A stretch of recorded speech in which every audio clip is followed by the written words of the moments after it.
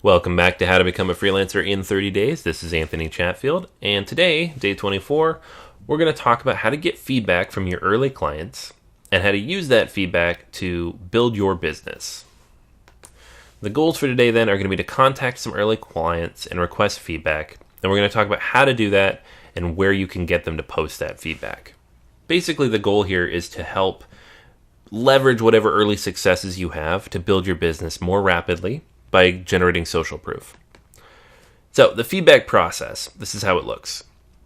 When a project is completed and it's completed successfully, because you want good feedback, you will reach out to individual clients and ask them to provide some kind of feedback for you.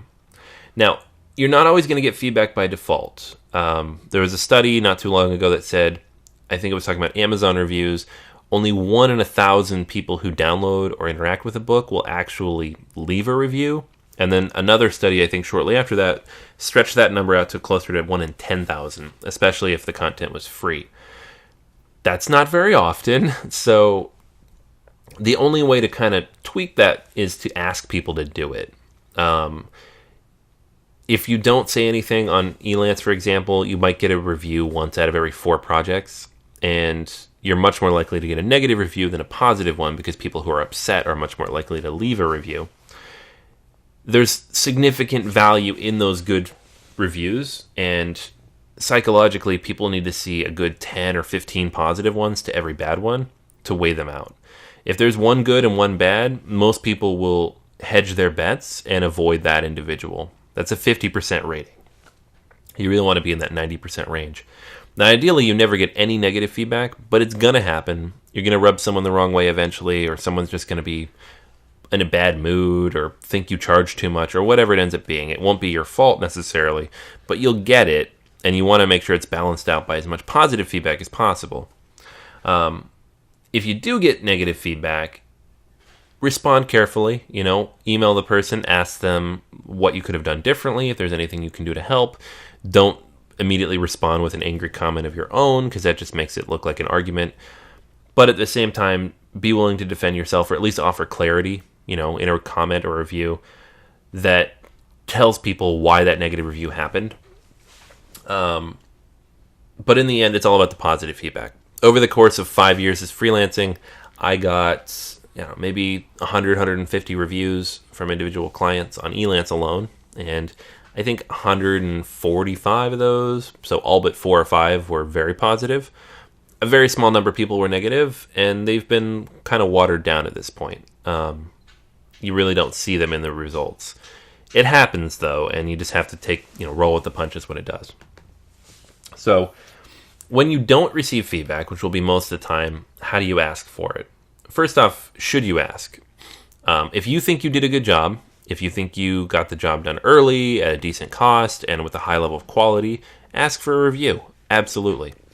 If you are concerned that maybe the person wasn't 100% happy, or maybe there's something you could have done better, first off, offer to fix it.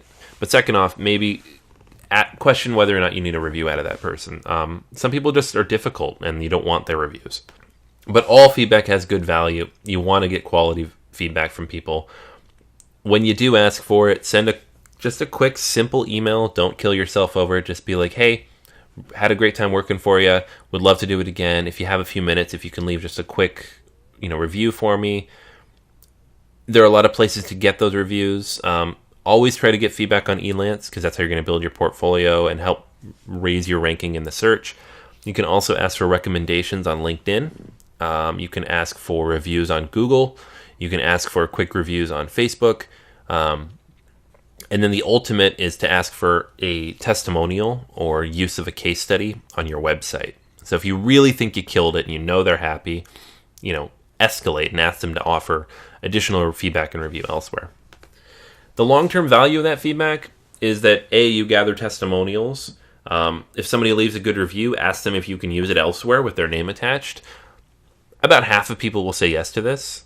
They won't volunteer it. You have to ask. But once you ask, they usually say yes. Verify all your credentials on Elance as soon as possible. So Elance lets you verify things, and if somebody's left a piece of feedback, one of the verification credentials can be they'll call that person and ask them, is this true? And if they say yes, you get that verified symbol on your profile. It really helps to kind of build credibility that you've gone to the trouble to do that. You can use feedback and samples on your website, but again, always ask for approval first. Don't just start posting stuff. And then you can use it for samples that you send out to people when they're asking for examples of work you've done in that area.